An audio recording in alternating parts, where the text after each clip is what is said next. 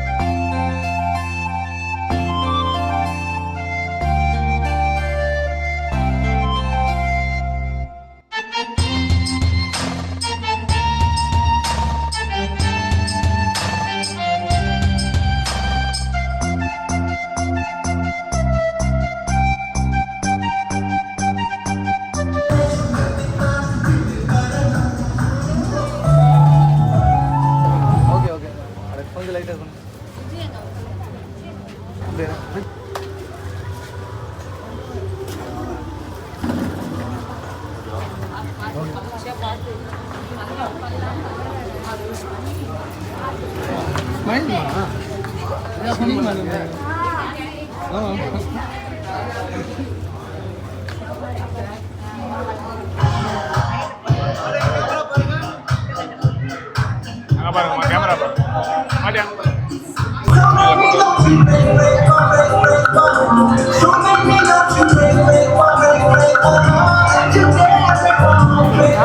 மண்டபமே பாத்தீங்கன்னா கல்யாணத்தப்ப நிறைய பேர் வந்துட்டாங்க, அது வேற விஷயம். அது எங்களுக்கு அப்ப பாக்குறப்ப பெருசா தான் தெரிஞ்சது. இது பாத்தீங்கன்னா ரொம்ப நாங்க கூப்பிட்டதே வந்து 300 மெம்பர்ஸ் தான். ஃபர்ஸ்ட் பாத்தீங்கன்னா ஒரு 150 அந்த மாதிரி கூப்பிடலாம் இருந்தோம். 300 போயிடுச்சு இது அப்படியே. ஓகேங்களா, நல்லா ஸ்பேஷியஸா இருந்துச்சு. யாருக்குமே எந்த ஒரு இது, எல்லாருமே ஃப்ரீயா இருந்துச்சு. எங்களுக்குமே ரொம்ப ஃப்ரீயா இருந்துச்சு. ஒரு சின்ன டென்ஷன் கூட இல்ல. அது பாட்டுனா அது வேலை கரெக்டா போச்சு. எப்படின்னே தெரியல, பக்காவா இருந்தது. நாங்க வந்து டிஜே போட்டோம். டிஜேலனா ஒரு மாதிரி சைலண்ட் ஆயிடும் நம்மளுக்கு.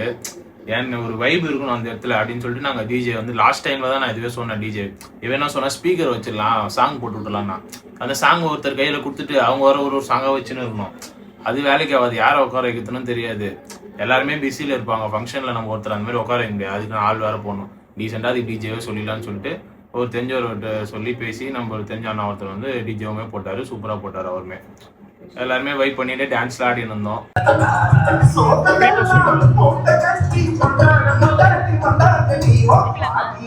வந்து இது பண்ணிட்டாங்க. செம்ம டயர்ட். ஆனால் எங்களுக்கும், ஏன்னா எங்களுக்கு டயர்டா இருந்தாலுமே நாங்கள் உள்ள ஓடுறதே வந்து பார்த்தீங்கன்னா நம்ம நின்று எப்படின்னா எடுத்துடணும். டயர்டா இருந்தாலுமே எப்படின்னா எடுத்துடணும். ஏன்னா எங்களுக்கு அவுட்புட் அதுலயுமே மேரேஜ்லயுமே வரல ஒழுங்கா. இதை வந்து எப்படியாச்சும் நம்ம டஃப் குத்தி நின்று எப்படின்னா எடுத்துடணும். ஏன்னா 9th மந்த் எதனால 7th மந்த் வச்சோம்னா இந்த ஒரே காரணத்துக்காக தான். 9th மந்த்தால இவரால் நிக்கிறதுக்கு வாய்ப்பே கிடையாது. உங்களுக்கே தெரியும் 9th மந்த்னா எப்படி இருக்கும்ட்டு. அந்த டைம்ல வந்து நிக்க முடியாது, ஒண்ணுமே பண்ண முடியாது. 7th மந்த்னா ஓரளவுக்கு மேனேஜ் பண்ணலாம். என்ன சொல்ற, ஓரளவுக்கு மேனேஜ் பண்ணலாம்னு சொல்லிட்டு தான் நாங்கள் 7th மந்த் பிளான் பண்ணோம். இனிக்கிற காதலொன்றினை என் சின்ன நெஞ்சின் மீது இன்பவாரமேற்றி வைத்ததா,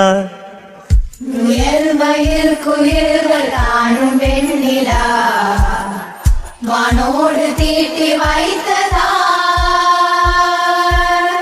தரை இறங்கி வந்து ஆடுகின்றதே, நிலாவை கூட்டி வந்ததா. கம்பன் சொல்ல வந்து ஆனால் கூச்சம் கொண்டு எழுதா ஓருவமை நீ, வர்ணம் சேர்க்கும் போது வர்மன் போதை கொள்ள முடியா ஓவியமும் நீ, எலோரா சிற்பங்களும் மீது காதலுறும். அப்படியே நாங்களுக்கு வந்து ஸ்மூத்தா போயிட்டு இருந்தது ஃபங்க்ஷன். அப்புறம் பாத்தீங்கன்னா இன்ஃப்ளூயன்சர்ஸ் எல்லாருமே வந்திருந்தாங்க. எங்களோட ஃப்ரெண்ட்ஸ் அண்ட் இன்ஃப்ளூயன்சர்ஸ் சில பேர் வரல சொன்னாங்க, சில பேர் வந்தாங்க. வந்தவங்க எல்லாருக்குமே தேங்க்யூ.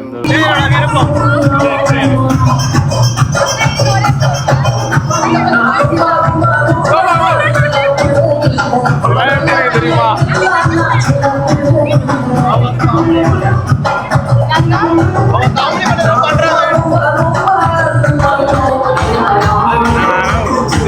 காமெடி பண்ணு. உட்காரு வீடியோ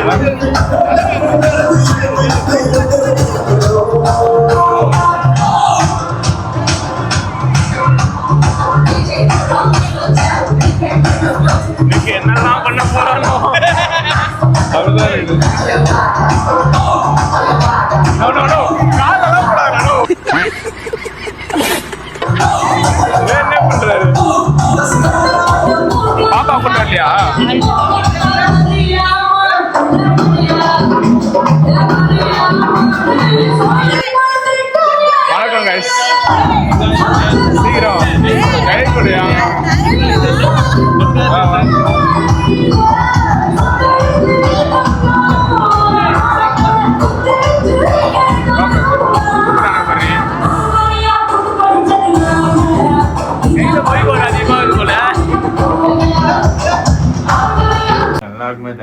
இதுல வந்து பாத்தீங்கன்னா அவங்க வந்து எதிர்க்கே உட்காந்துட்டு எங்களை வந்து கலாச்சினே இருக்கிறாங்க. நானும் சிரிச்சுனே இருக்கிறேன். அது வரைக்கும் நான் ஒரு மாதிரி ஹெசிடேஷனா போயிருந்தது அங்க உட்காந்துட்டு இருக்கிறதுக்கு. எதிர்க்கு வந்து அண்ணா எல்லாருமே உட்காந்து பிரசாந்த் எல்லாருமே உட்காந்து சிரிச்சுனே இருக்காங்க. அவங்கள பார்த்தாலே எனக்கு சிரிப்பு வந்துனே இருக்கு. அதுக்கப்புறம் ஒருத்தரா வந்துட்டு வந்து அப்படியே காமெடி பண்ணியிருந்தாங்க. மேலே எல்லா கிளிக்ஸுமே நான் போடுறேன் பாருங்க, எல்லாமே வந்து கவர் பண்ணிட்டேன். டான்ஸ் ஆடினாங்க. அப்புறம் நாங்களும் போய் அவங்க கூட டான்ஸ் ஆடிட்டு அதுக்கப்புறம் அந்த எல்லாருமே ஓரளவுக்கு வச்சு முடிச்சுட்டு அப்புறம் எல்லாருமே டான்ஸ் ஆட ஆரம்பிச்சிட்டாங்க. நம்ம இன்ஃப்ளூயன்சர்ஸ் தான் ஃபர்ஸ்ட் ஸ்டார்ட் பண்றாங்க டான்ஸ் ஆடுறதுக்கு. எனக்கு அங்கேருந்து இங்கேருந்து பார்க்கும்போது நம்மளும் போயிடணும்னு நினச்சினே இருந்தேன். ஏன்னா ஆட விட மாட்டாங்களோ, யாராவது எதனா சொல்றாங்களோன்னு நினச்சிட்டே இருந்தேன். டக்குன்னு பார்த்தீங்கன்னா இவளே வாட நம்ம போகலாம் ஆடலாம்டான்னு சொல்லிட்டா. இவளே சொல்லிட்டா நம்மளுக்கு என்ன அப்படின்னு சொல்லிட்டு நான் தான் ஃபர்ஸ்ட் எதனா சொல்லுவா, வேணாம் ஆட வேணாம் எல்லாரும் முன்னாடி அப்படின்னு சொல்லுவா. சரி இவளே வந்து போகலான்னு சொன்னோடனே நான் டக்குன்னு கழட்டி வச்சுட்டு நாங்களும் போயிட்டோம்.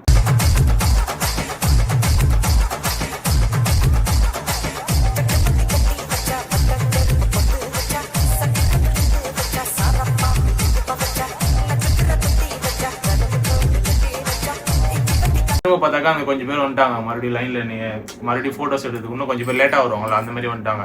சரி அவங்கள நிக்க கூடாதுன்னு சொல்லிட்டு மறுபடியும் டான்ஸ்ல இருந்து திரும்ப போயிட்டு மேடையில் நின்ட்டோம்.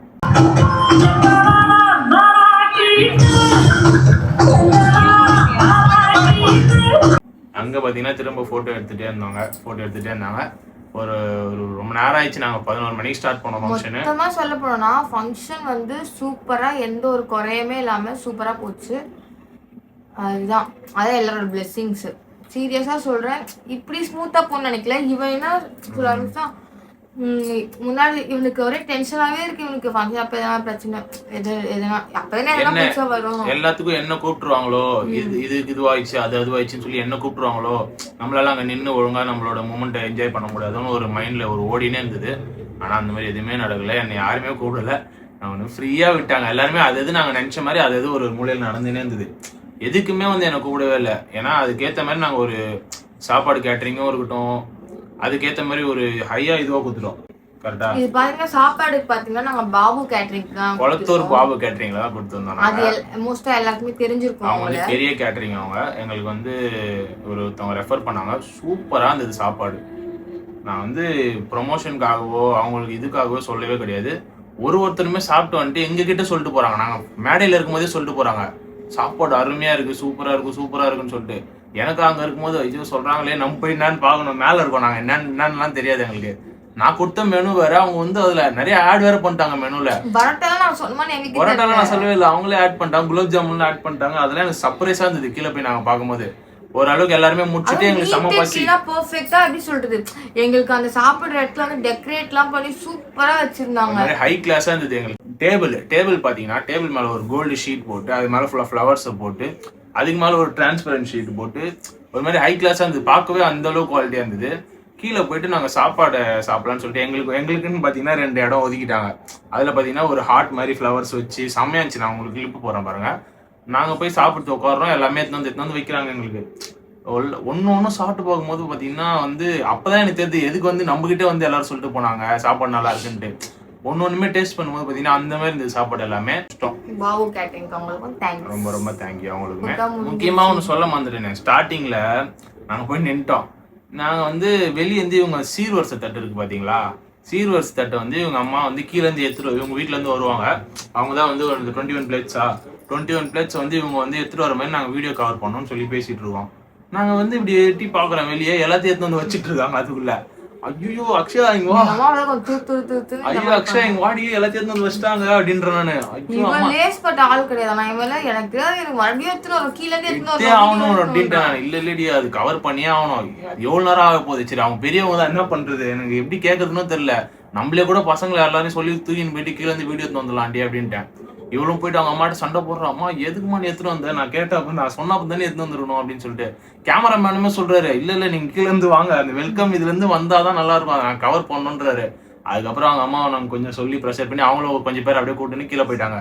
சரி அப்படியே எல்லாருமே வந்து கீழே நின்று அவங்க எல்லாருக்கும் போடுறோம் பாருங்க. அந்த கிளிப்ஸுமே அப்படியே வந்து கொஞ்சம் கொஞ்சமா மேலே இருந்து வந்து வச்சுட்டோம். அந்த கிளிப்ஸை நாங்கள் கவர் பண்ணிட்டோம். அப்புறம் பார்த்தீங்கன்னா சாப்பாடு முடிஞ்சிருச்சு. சாப்பாடு முடிஞ்சிட்டு மேலே வந்துட்டு நம்ம அந்த ட்ரெடிஷ்னல் ஃபோட்டோஸ்லாம் எடுப்போம்ல, இன்னும் அந்த க்ளோஸ் அப் நாங்கள் தனியாக இருக்கிறது, அப்புறம் ரீல்லாம் பார்த்தீங்கன்னா எங்களுக்கு கிஃப்ட்லாம் வரவே இல்லை. 2 கிஃப்ட் வந்து 4 கிஃப்ட் வந்துச்சு. 4 கிஃப்ட் வந்தது. மொய் வச்சுட்டாங்க எல்லாருமே. நாங்கள் வந்து மொய்லாம் வந்து எதிர்பார்க்கவே இல்லை. ஏன்னா எல்லாருக்குமே தெரியும் சீமந்தத்துக்கு வந்து அவ்வளோ மொய் வைக்க மாட்டாங்க. சிம்பிளாக இது வீட்டில் பண்ணுற ஃபங்க்ஷன் தான். நம்ம வந்து ஒரு ஆசை இந்த மாதிரி பண்ணணும், பெருசா பண்ணணும்னு ஒரு ஆசை. ஏன்னா எங்களுக்கு வந்து ஃபர்ஸ்ட் ஃபங்க்ஷன் வந்து அந்த அளவுக்கு பெருசா பண்ணல. இந்த ஃபங்க்ஷன் பெருசா பண்ணோம். பார்த்தீங்கன்னா எங்களோட குழந்தையோட ஃபர்ஸ்ட் பர்த்டே வந்து இதை விட பெருசா பண்ணணும்னு ஒரு ஆசை எங்களுக்கு. அது மாதிரி பார்த்தீங்கன்னா இது நாங்கள் நினச்ச மாதிரி நடந்துச்சு எல்லாமே. அதுவும் எனக்கு என்னன்னா எங்க 2 பேருக்குமே 22 வயசு தான் ஆகுது. இப்போ வந்து நாங்க இந்த மாதிரி ஒரு ஃபங்க்ஷன் எடுத்து நடத்துறது வந்து எங்களுக்கு பெரிய விஷயமா இருக்கு. நாங்களாம் ஒன்னொன்னுமே பார்த்து பண்ணது வந்து எங்களுக்கு ரொம்ப ரொம்ப ஒரு அதுவும் வந்து இப்போ நாங்க என்ன சின்னதா ஒரு சொல்லி என்ன சொல்லியிருப்பாங்க, சின்ன பசங்க கிட்ட விட்டா இப்படிதான், சின்ன பசங்க இதுங்களுக்குலாம் தெரியும் அப்படி சொல்லுவாங்க. ஆனா வந்து இந்த வயசுல வந்து நாங்க இவ்வளவு பெரிய ஒரு ஈவெண்ட்டை எடுத்து நாங்க நடத்திருக்கோம். யாரோட ஹெல்ப்புமே இல்லாம, யாரோட கைடன்ஸுமே இல்லாம நாங்க 2 பேர் மட்டும் நானே இன்னும் மாத்தி மாத்தி சொல்லி நாங்களே இது பண்ணது வந்து எல்லாருமே வந்து அப்போ ஒரு விஷயத்துக்கும் எங்களை பார்க்கும்போது இது நல்லா இருக்கு இது நல்லா இருக்குன்னு சொல்லும் போது அப்ப அதுல எவ்வளவு சந்தோஷம் கிடைக்கும்னு பாருங்க. சீக்கிரமா முடிஞ்சிச்சு அப்படின்ற நானே அந்த ஒரு 1 மந்த் வெயிட்டிங். 1 மந்த். ஆனா அந்த 1 மந்த் நாங்க யோசிச்சு கரெக்டா நாங்க எல்லா முடிவுமே எடுத்தோம் பாத்தீங்களா. அதுதான் எனக்கு அதுல இருக்குதுல எனக்கு ஒரு சந்தோஷமே. தப்பான முடிவு எதுவுமே அதனால அந்த சின்ன மண்டபத்துல வச்சிருந்தா கண்டிப்பா சொதப்பி இருக்கும், இடம் இல்லாம அப்படி இப்படின்ட்டு. அதுலயுமே ஒரு குறை யாருன்னா கண்டிப்பா சொல்லியிருப்பாங்க. அப்படியே யோசிச்சு ஒன்னொன்னுமே யோசிச்சுனே இருக்கும், டபுள் கிராஸ் பண்ணி யோசிச்சுனே இருக்கும், இது இப்படி ஆயிடுமோ அது அப்படி ஆயிடுமோன்னு சொல்லி. அது நைட்ல ரெஸ்ட் ரூம் போகும்போது எழுப்பேன் வந்து நிக்கிறதுக்காக, அப்பெல்லாம் உட்கார வச்சு பேசுவேன். யார் சாமி இவன், எங்க இருந்து வந்திருக்கான், வேற எதனா விட்டுமாடா, வேற நைட்டு 1 மணிக்கு 2 மணி 3 மணிக்கு எதனா விட்டமான்ட்டு அப்படியே பேசி ஃபங்க்ஷன் வந்து ஒரு வழியா சக்சஸ்ஃபுல்லா முடிஞ்சு. அப்புறமா என்ன ஆச்சுன்னு கேளுங்க. மெயினா நல்லாதான் எல்லாமே அரேஞ்ச் பண்ணிருந்தோம். ஏன்னா நாங்க 2 பேர் மட்டுமே பண்றதால இப்ப நீங்க என்ன நினைக்கலாம், சும்மா 2 பேர் மட்டுமே பண்றேன்னு சொல்லினே இருக்குங்க. ஏன்னா அதுதான் உண்மை. இப்ப யாருக்காச்சும் இன்னொரு ஒரு 4-5 பேர் இந்த வச்சு சேர்ந்து யோசிக்க முடியும். நாங்க 2 பேர் தான். எல்லாத்தையுமே டக்குன்னு எங்களுக்கு யோசிக்கவும் முடியல, எங்களுக்கு ஞாபகமும் வரல. டக்குன்னு பாத்தீங்கன்னா மாலையோட மேட்ரையும் நாங்க மறந்துட்டோம்.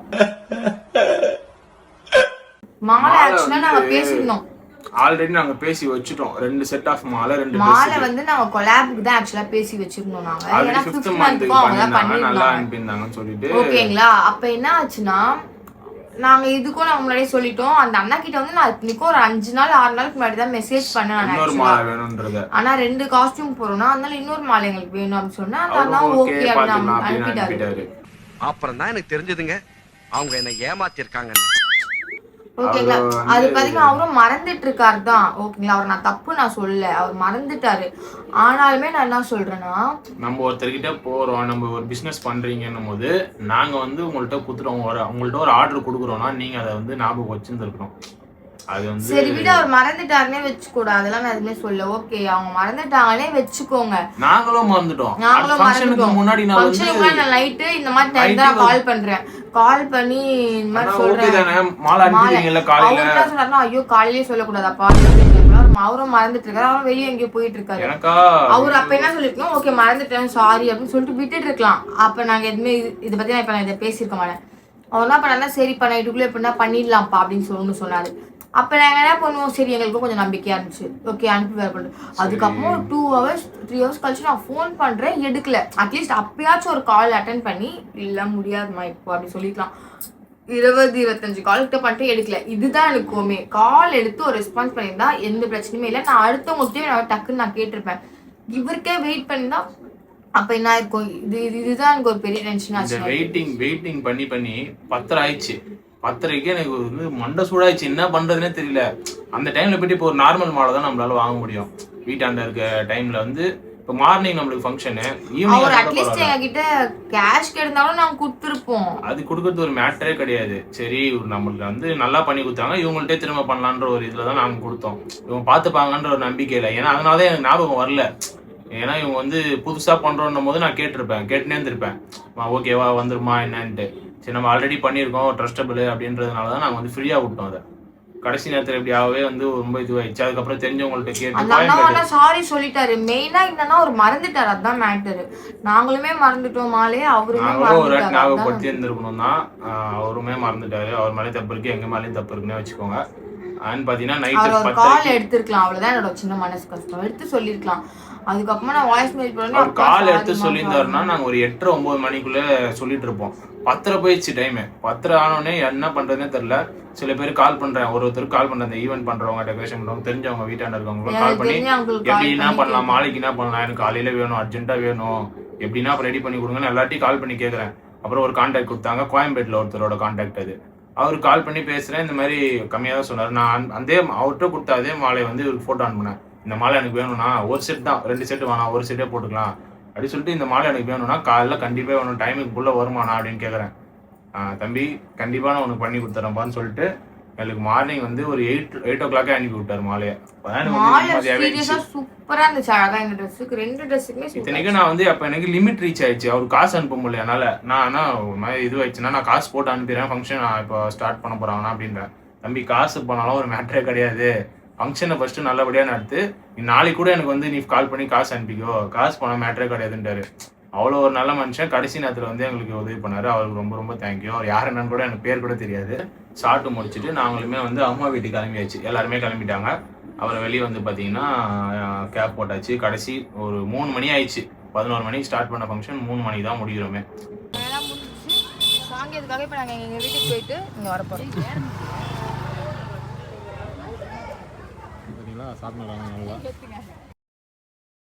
எல்லாருமே வந்து இது பண்ணிட்டு போயாச்சு. மொய் பார்த்தீங்கன்னா வந்து ஓரளவுக்கு வந்துச்சு. சொல்லிடலாமா எவ்வளோ மொய் வந்து சொல்லணுமா? மொய் பார்த்தீங்கன்னா கம்மியாக தான் ஃப்ரெண்ட்ஸ் வந்துச்சு. நாங்கள் வந்து செலவு பண்ண காசு வந்து எங்களுக்கு வரல. நான் உங்களுக்கு பட்ஜெட் வீடியோன்னு ஒன்று போடுறேன். அந்த பட்ஜெட் வீடியோவில் வந்து பார்த்தீங்கன்னா எதுக்கு எவ்வளோ பட்ஜெட் ஆச்சு, அது எதுக்கு எவ்வளோ பட்ஜெட் ஆச்சு, எதுலாம் நாங்கள் கொலாப் பண்ணோம். எல்லாத்துலேயுமே வந்து மேக்கப் ஆர்டிஸ்ட் வந்து நான் ஃபுல்லாகவே கொலாபரேஷன் தான் அந்த அக்கா எனக்கு பண்ணி கொடுத்தாங்க. மற்ற எதுக்கெலாம் வந்து நாங்கள் கொலாபரேஷன் ப்ளஸ் காசும் நாங்கள் கொடுத்தோம். காசு கொடுத்து பாதி கொலாப் பாதி காசுன்றது எல்லாத்தையுமே நாங்கள் உங்களுக்கு ஒன்று சொல்கிறோம். அப்புறம் நீங்கள் நினைப்பீங்களா உங்களுக்கு என்ன எல்லாமே ஃப்ரீயாகவே கிடச்சிடும் எல்லாமே, அப்படிதான் கமெண்ட் சில பேர்லாம் பண்ணுவாங்க, இங்கே எல்லாமே நீங்கள் கொலாப் பண்ணுறீங்க எல்லாமே உங்களுக்கு ஓசிலேயே கிடச்சிரும் சொல்லுவீங்க. அப்படி கிடையாது. சின்ன சின்னது எதுக்குமே அந்த பிளேட் டெக்கர்லாம் நம்மளே உட்காந்து பண்ணணும், இந்த சைட்ல எல்லாம் நம்மளே எஃபோர்ட் எடுத்து பண்ணணும். இதெல்லாம் வந்து காசு கம்மி பண்ண முடியும் அப்படின்னு பார்த்து ஆஃப் கொலாப் ஆஃப் அமௌண்ட் அந்த மாதிரி பேசி தான் நாங்க வந்து அதோட டீடைல்ஸ் எல்லாமே நாங்க தனி வீடியோவே நாங்க பட்ஜெட் வீடியோவா ஒன்று போடுறோம். எல்லாருக்குமே யூஸ்ஃபுல்லா இருக்கும் அந்த வீடியோ.